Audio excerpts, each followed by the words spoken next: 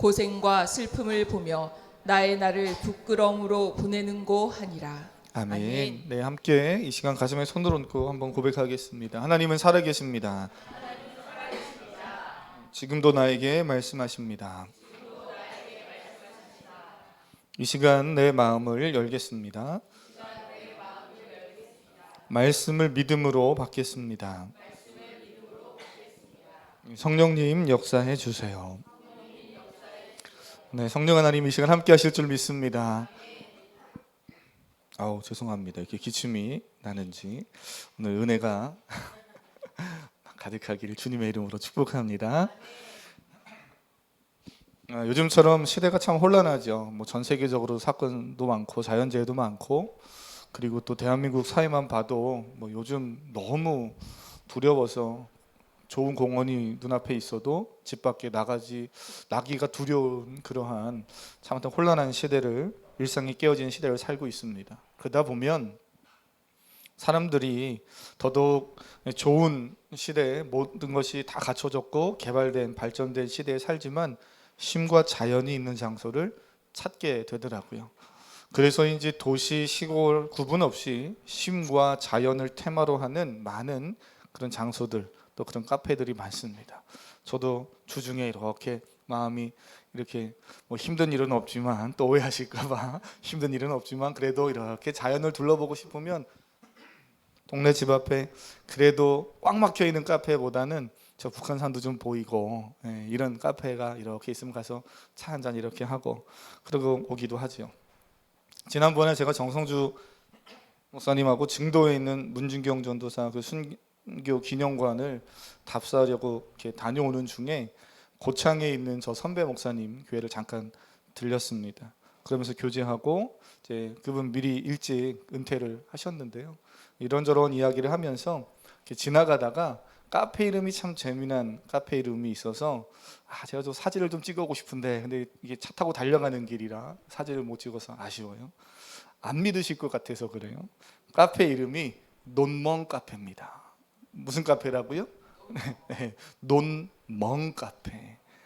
이 복잡하고 시끄러운 세상 속에서 살아가는 많은 현대인들이 멍 때리는 걸 하잖아요. 불멍, 물멍.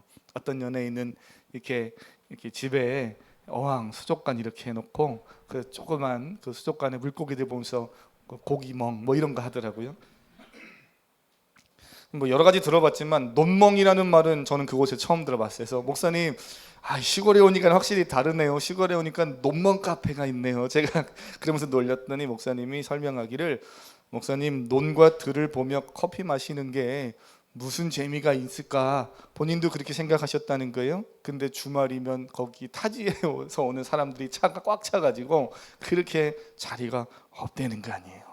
그래서 이렇게 지나가면서 본 거지만 보니까 이렇게 저쪽 건너편에는 아무것도 없어요. 그냥 푸른 그 논 그냥 밭입니다. 근데 거기가 뭐 재밌을까 그런 생각이 드는데 가만히 생각해 보니까 시끄럽고 혼란스러운 일상에서 벗어나 잠시라도 좀 마음과 생각이 차분해지는 시간을 갖고 싶어하는 욕구가 현대인들에게 다 있는 거죠.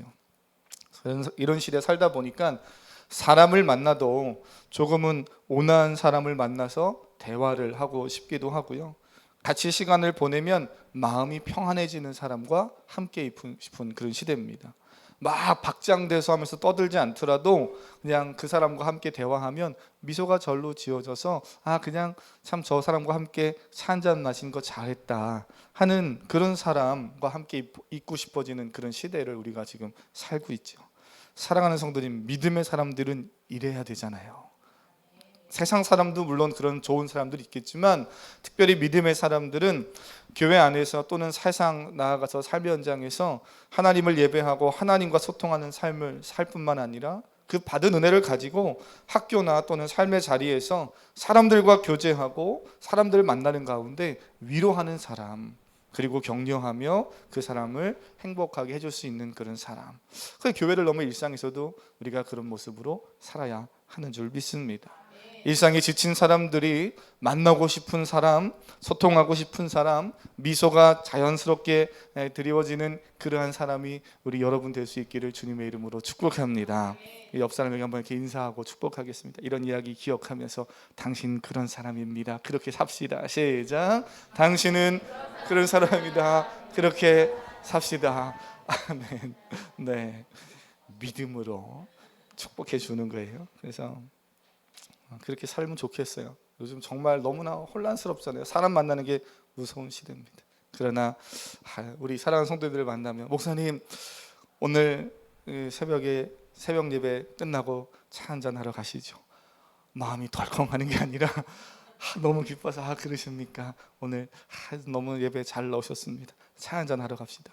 이런 만남, 이런 교제 참 행복하지요.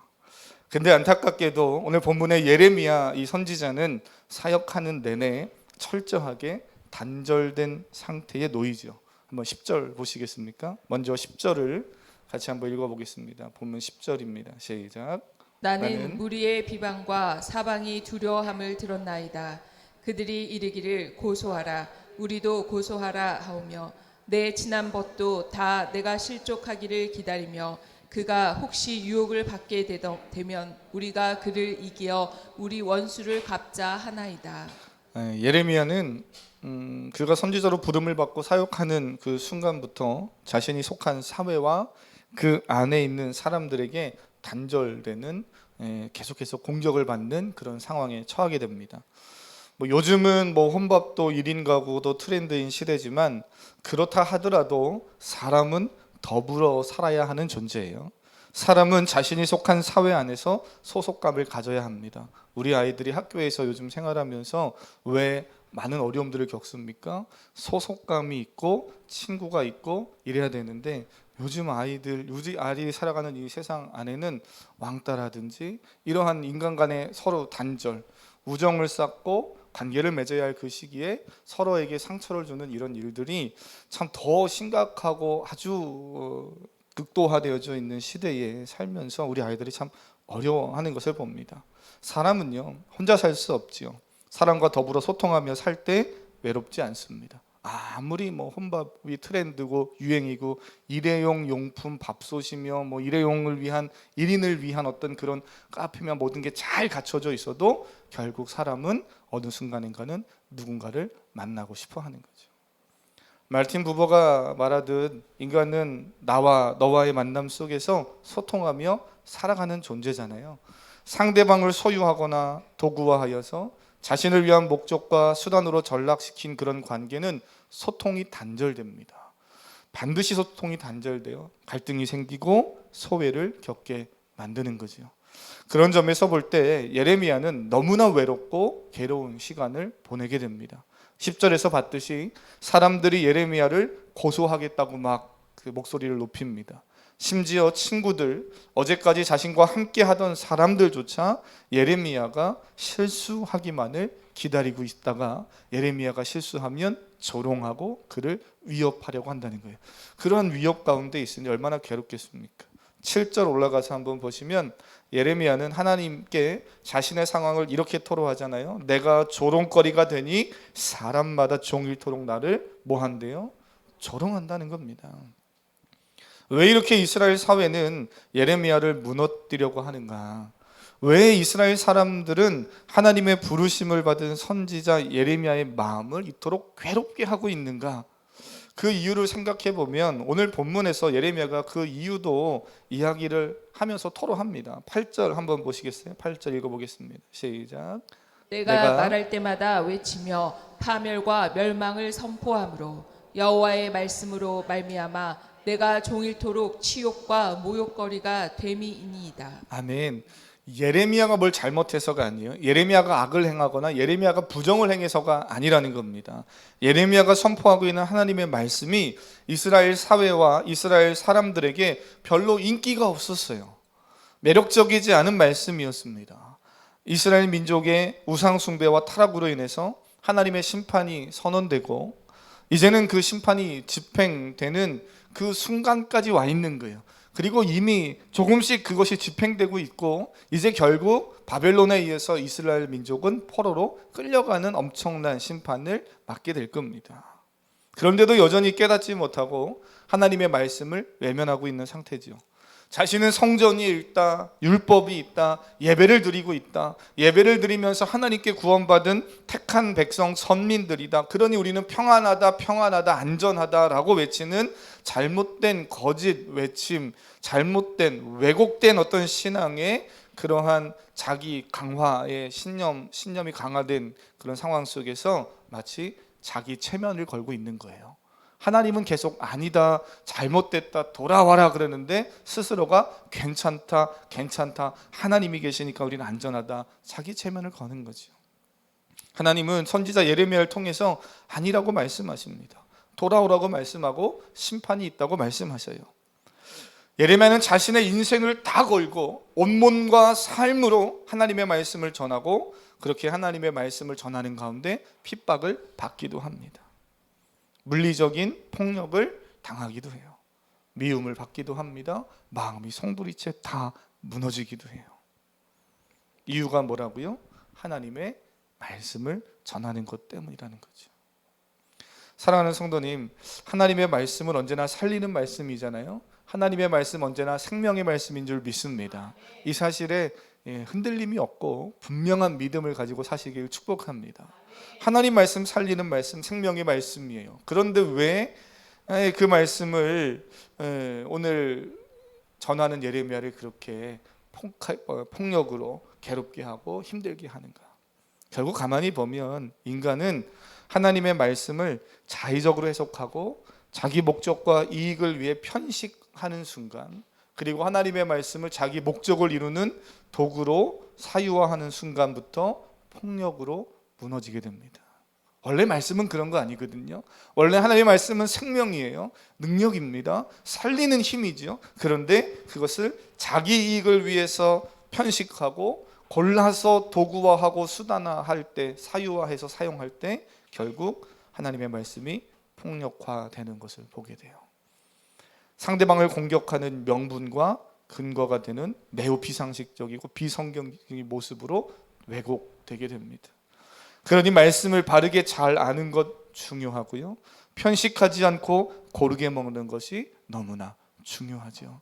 사랑하는 성도님, 우리 어려서부터 자녀들이 하나님 말씀을 편식하지 않고 골고루 잘 먹게 되기를 축복합니다. 우리 사랑하는 성도님들도 때로는 좀 좋은 이렇게 쉽게 와닿을 수 있는 말씀, 세상 사람 누가 들어도 좋아할 만한 말씀만 우리가 좀 읽고 묵상도 하고 그런 말씀만 들으면 좋겠는데 이렇게 생각하지 마시고요. 때로는 예레미야, 에스겔 같이 하나님의 심판과 징계의 말씀을 들어도, 또는 레위기 같이 제사법 나랑 재미도 없고 상관도 없어 보이는 말씀이 들려진다 할지라도 그 말씀 안에서 하나님의 마음을 발견하고 하나님을 만날 수 있다면 여러분은 건강한 성도지요. 하나님의 말씀은 내가 듣기에 좋은 말씀이어서 좋은 것이 아니라 말씀 자체가 좋은 거예요. 한번 고백해 보겠습니다. 말씀 자체가 좋습니다. 아멘. 나의 상황에 요건 딱 들어맞는데 그래서 좋은 거 아니고요. 내 생각과 딱 잘 맞는데 요즘 세대 현대인에게, 젊은이들에게 요 구절이 정확히 잘 어필되겠는데 그래서 말씀이 좋은 것이 아니라 그렇든 그렇지 않든 그거와 상관없이 하나님의 말씀은 그냥 좋은 거예요. 하나님의 말씀은 생명입니다. 예레미야를 보면서 아마 이렇게 생각하는 분들도 있을 거예요. 하나님이 예레미야를 부르셨잖아요. 그러면 하나님의 말씀을 좀 전하라는 사명도 주셨으면 이왕이면 좀 인기도 있게 하고 그래서 좀 사역을 좀 편하고 쉽게 할 수 있게 하면 얼마나 좋겠어요. 세상 사람들이 부러워하는 부귀와 또 어떤 성공도 좀 갖게 하고 그런 자리에 좀 올라가게 하면서 사역을 시키면 안 되시나? 이런 생각을 하게 될 수도 있잖아요. 근데 재미난 건 예레미야도 그런 생각과 그런 감정 때문에 하나님께 이런 고백을 하더라고요. 전 이게 너무 재밌었어요. 7절, 어쩌면 우리의 모습과도 너무나 비슷하죠.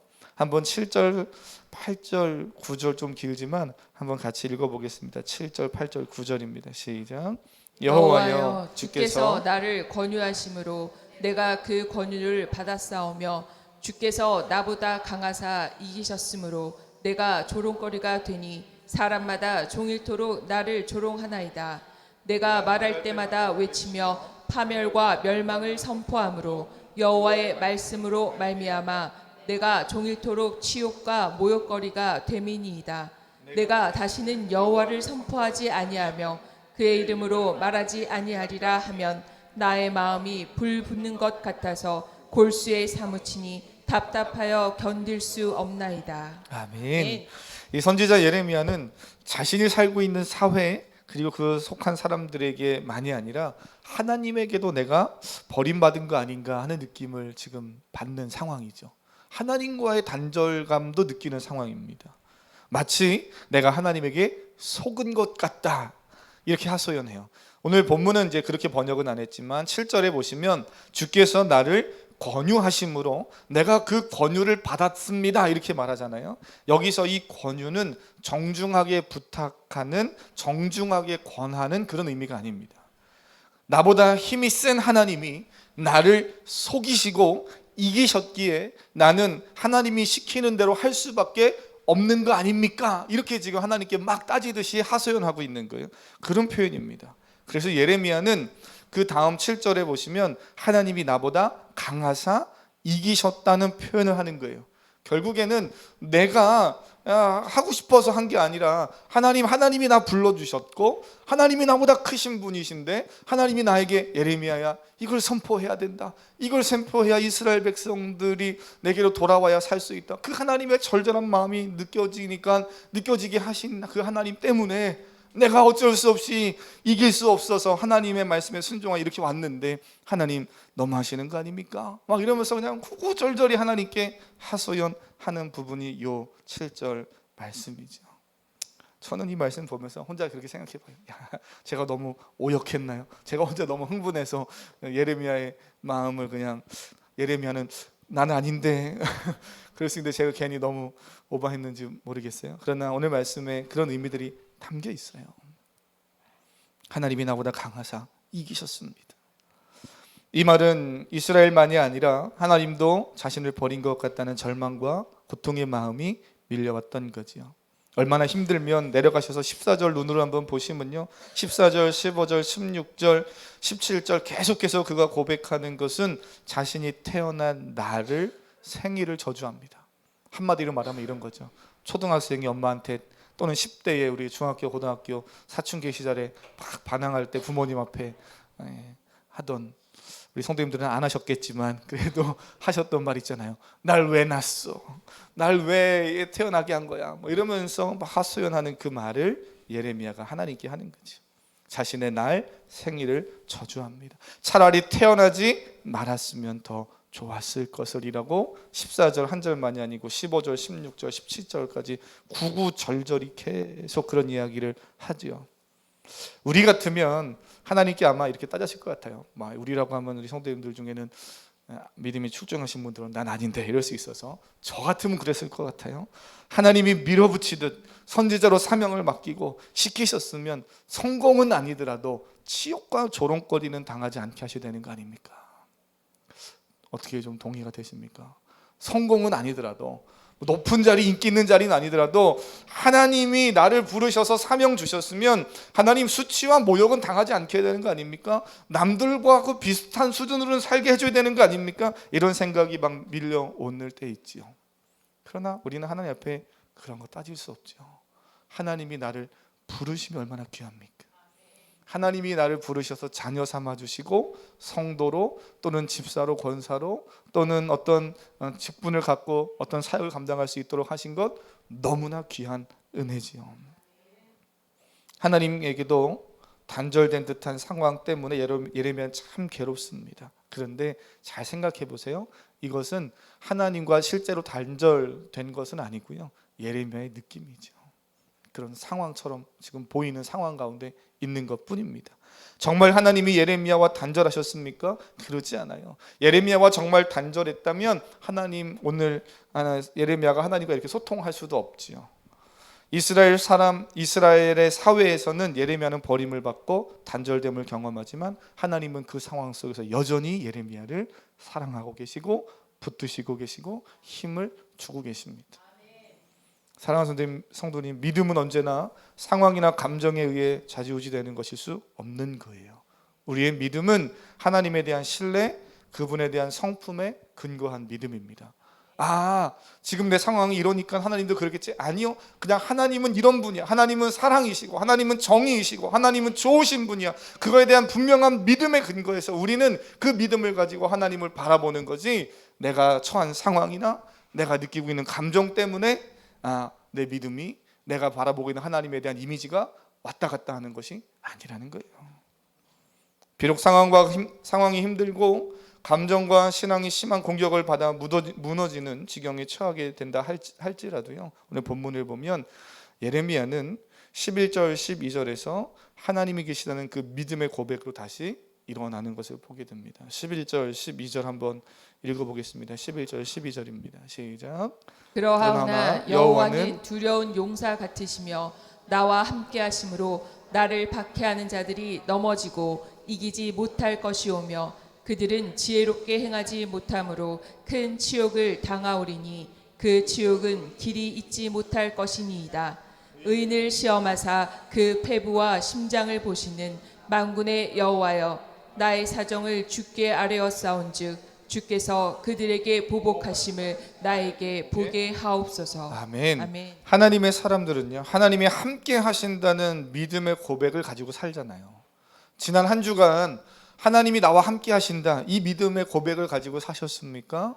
한 주간 또 평생을 그런 믿음으로, 고백으로 살아가시기를 축복합니다. 하나님이 함께 하신다는 사실은 두려움을 몰아내는 강한 힘이기도 해요. 나의 패부와 심장을 보신다 하는 이 고백을 통해서 하나님은 나의 무너진 마음을 아시고 나의 심령을 소생시키시는 거죠. 하나님의 이 사람에게 공통적으로 나타나는 특징이 있어요. 그들의 이 강함이 세상의 어떤 힘이나 재물이나 그가 어떤 훈련을 받은 것이나 어떤 인생의 노련함에서 인생을 살아가고 어떤 위기를 극복하는 힘이 오는 것이 아니라 하나님에 대한 믿음의 고백에서 세상을 이기는 힘이 오더라는 거죠. 오늘 본문의 예레미야만이 아니라 사무엘상 17장을 보면 온 이스라엘을 두려움에 몰아넣었던 블레셋 민족의 거인 장수 골리앗이 등장하죠. 그 골리앗 앞에서 많은 사람들이 다 떨고 있습니다. 심지어는 왕도 떨고 있는 상황이잖아요. 하지만 하나님의 사람 다윗은 떨지 않습니다. 인간의 시각에서 보면 맞수가 될 수 없는 어리고 유약한 소년 다윗이지만 오히려 다윗의 눈에 골리앗은요, 하나님 앞에서 아무것도 아닌 존재로 보이는 거죠. 그가 왜 그렇게 볼 수 있었고 왜 그렇게 담대하게 물맷돌 들고 나아가서 그 골리앗을 한 방에 쓰러뜨릴 수 있었습니까? 사무엘상 17장을 보면 다윗이 멋진 고백을 해요. 다윗이 블레셋 사람에게 이르되 너는 칼과 창과 단창으로 내게 나아오거니와 나는 만군의 여호와의 이름 곧 내가 모욕하는 이스라엘 군대 하나님의 이름으로 내게 나아가노라. 그가 생각하는 하나님이 누구인지, 그가 믿고 있는 하나님이 누구인지에 대한 명확한 고백이 있었습니다. 그렇기 때문에 그는 두려움을 극복할 수 있었던 거죠. 하나님에 대한 분명한 믿음의 고백을 가지고 사시길 축복합니다. 하나님을 향한 이 믿음의 고백을 가지고 사는 성도는 그 가슴에 불붙는 하나님의 말씀이 있는 것을 본문에 보게 돼요. 예레미야가 겪고 있는 그 모든 두려움과 낙심의 상황 속에서도 다시 일어설 수 있고 사명을 감당할 수 있는 힘은 그의 가슴에 불붙는 하나님의 말씀이 경험됐기 때문입니다. 9절 한번 같이 읽어볼까요? 9절입니다. 시작. 내가 다시는 여호와를 선포하지 아니하며 그의 이름으로 말하지 아니하리라 하면 나의 마음이 불붙는 것 같아서 골수에 사무치니 답답하여 견딜 수 없나이다. 아멘. 그래서 설교의 제목을 말씀에 불이 있는 인생으로 살자 이렇게 설교 제목을 주부에 적어놨는데요. 여러분 마음속에 정말 불타는 무엇인가가 있습니까? 전 특별히 우리 10대를 살아가는 성도님의 자녀들, 또 우리 주일학교 아이들 가슴에 불타는 그 인생을 이끌어가는 원동력이 있기를 축복합니다. 근데 그게 잘 있어야 돼요. 잘 세팅돼 있어야 되잖아요. 누군가에게는 그것이 자기 만족인 사람도 있고요. 어떤 사람은 세상의 권력과 명예이기도 합니다. 재력이기도 하고 인기이기도 합니다. 인기를 위해서라면 자신의 삶이 인격이 파괴되고 또는 상대방의 인격이 막 파괴돼도 상관없어서 그것을 인생의 동력으로 삼고 살아가는 사람들도 있지요. 온라인 유튜브 상에서도 얼마나 많은 잘못된 일들이 일어납니까? 그것이 현실로도 막 이루어져 가고 있는 시대잖아요. 반면에 누군가는 거리의 아이들을 보면서 가슴이 불타서 눈에 아른거려 밤에 잠이 안 오는 거예요. 그 대상이 노인인 사람도 있고 북한 주민이기도 하고 또는 우리 성교사님처럼 인도네시아 또는 필리핀 또는 태국 또는 아프리카 말라위 여러 다양한 민족의 사람들일 수 있습니다. 자연과 동물의 온통 마음이 빼앗겨서 그것만 생각하면 밤에 밤잠이 안 와가지고 법안을 만들려고 애쓰는 사람들도 있는 거죠. 여러분의 마음을 뜨겁게 하는 일은 무엇입니까? 그 대상은 또 무엇입니까? 예레미야는 하나님의 말씀이 자신의 가슴을 불태운다고 고백합니다.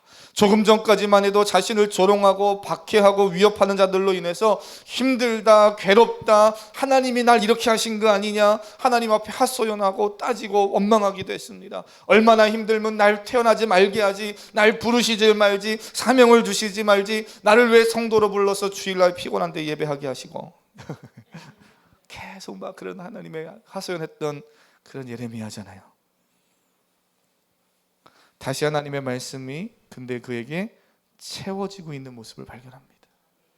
9절 방금 읽으셨는데 제가 쉬운 성경으로 한번 읽어드리면 이렇게 번역할 수 있어요. 때로는 여호와를 잊어버리겠다, 다시는 여호와의 이름으로 말하지 않겠다고 다짐해보지만 여호와의 말씀이 내 안에서 불타오르는 불길 같아서 그 말씀이 내 뼛속 깊은 곳까지 태우는 듯합니다. 여호와의 말씀을 제 안에 담느라고 지쳤습니다. 저는 더 이상 견딜 수가 없습니다. 내 마음이 막 불탔어. 여호와 하나님의 말씀을 막 버리려고 했는데 이제는 하나님의 불이 말씀이 내 안에 막 들어오기 시작하니까 그 말씀을 막 담느라 내가 이제는 정신없이 주체할 수 없이 하나님의 말씀이 막 들어오더라는 거예요. 이것이 하나님의 말씀에 이끌림을 받으며 살아가는 하나님의 사람들의 모습이지요. 목사인 저만, 선교사님들이나 또는 리더들만이 아니라 우리 주일학교 아이들도 10대를 살아가는 또는 우리 자녀들이나 청년들, 우리 모든 성도들도 다 이렇게 사는 겁니다. 제 말씀을 좀 마치려고 해요. 팽이 보셨습니까? 팽이. 우리 저 이상 세대 성도님들은 다 팽이치기 한 번씩 해보셨을 거예요. 팽이치기를 우리 아이들은 할 일이 없을 것 같아요. 팽이가 뭔지 알기는 아나 모르겠네요. 우주는 팽이를 알지 모르겠어요. 팽이를 실제로 돌려보면, 팽이를 치다 보면 넘어지려고 할 때마다 어떻게 합니까? 손날로 이렇게 쳐줍니다. 이렇게 착착 쳐줘요. 이것도 잘 쳐야 돼요. 잘못 치면 팽이 그냥 날아가 떨어지는데 옆을 착착착 잘 쳐주면 팽이가 돕니다. 때로는 손이 아니라 채 같은 걸 가지고 이렇게 탁탁 쳐주면 팽이가 이렇게 돌지요. 비틀비틀 거리다가 쓰러질 것 같은데 다시 힘을 내서 돌아갑니다. 팽이 밑부분 중심에 팽이 심이 있기 때문에 도는 거고요. 넘어질 때, 쳐줄 때 그 심을 중심으로 팽이가 계속 또 중심을 잡지요. 흔들리는 것 같다가 다시 중심을 잡으면 팽이는 넘어지지 않고 돌아갑니다. 혼잡하고 복잡한 세상 속에서 때론 두려움과 낙심된 일들이 나를 힘들게 할지라도요, 물멍이나 불멍이나 논멍이나 또는 심신을 안정시키려는 그 어떤 훈련이나 프로그램에 참여하는 일이 아니라 삶의 중심에 하나님의 말씀을 채우는 일을 먼저 하셔야 되는 거예요. 말씀이 불타오르는 인생이 돼야 합니다. 그런 사람들의 특징은 자신 안에 있는 불을 주변으로 확산시키기도 해요. 그런 영향력이 있습니다. 예배에 불이 붙은 성도는 그 사람 때문에 옆에 있는 성도가 같이 은혜를 받습니다. 예배의 불을 끄는 사람이 있는가 하면 예배의 불을 키우는 사람이 있죠. 어떠한 사명에 불 붙어서 전도와 선교에 또는 말씀을 묵상하는 일에 불 붙는 그런 성도들 다 되시기를 축복합니다. 그래서 청년 중에 요즘 이제 휴가를 가기도 하니까 휴가를 가면서 청년 모임 때 매일 성경 묵상을 이렇게 나누는데 그 중에 휴가를 앞두고 청년이 물었대요. 그 팀원들한테 나 휴가 가는데 휴가 갈 때도 이거 매일 성경 큐티책 가져가서 해야 되니 안 올리면은 그 벌금 내야 되거든요. 그래서 야 내가 올라가서 해야 되니 휴가 기간에는 유예해줘야 되는 거 아니니 그랬더니 팀원들이 전부 다 안 된다고 그랬대요. 할렐루야. 그래서 제가 그 얘기를 듣고 그랬어요. 야 분위기 좋다. 잘하고 있다. 참 좋은 일이지요. 우리가 인생을 살면서 먹고 마시는 일에도 얼마나 에너지를 쓰고 집중을 하고 막 살아갑니까? 주의 일에 힘써서 하나님의 말씀이 이끄는 인생, 어떠한 전공을 하든 우리 주일학교 청년들 학생들 어떤 분야에서 일을 하든 하나님의 말씀으로 불타는 인생으로 살아가시길 축복합니다. 하나님이 함께 하시는 줄 믿습니다. 그래서 오늘 이 찬양을 좀 함께 고백하고 기도하고 마칠 건데요. 시작됐네 우리 주님의 능력이. 하나님이 함께 하실 때 분명 그 분야의 탁월함이 드러나게 돼 있습니다.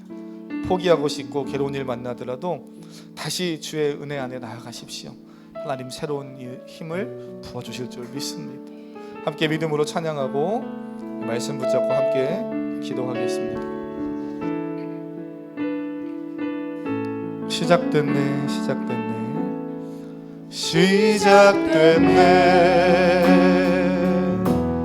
우리 주님의 능력이 나의 삶을 다스리고 새롭게 하네. 자유 안에 죄와 사망으로부터 나의 삶은 변하구나. 충만하니 한 번 더 시작됐네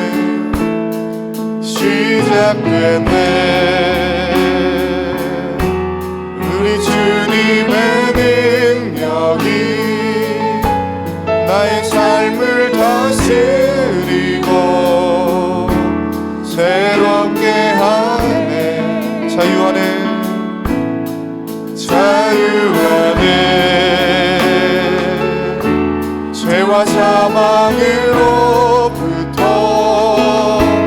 나의 삶은 변하구나. 충만하네 은혜로다 주의 은혜 한량없는 주의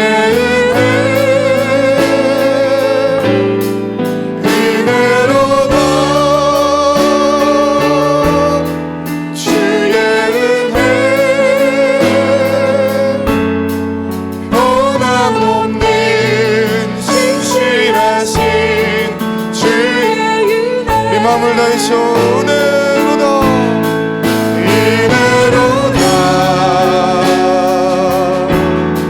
주의 은혜 한량없는 주의 은혜 은혜로다 주의 은혜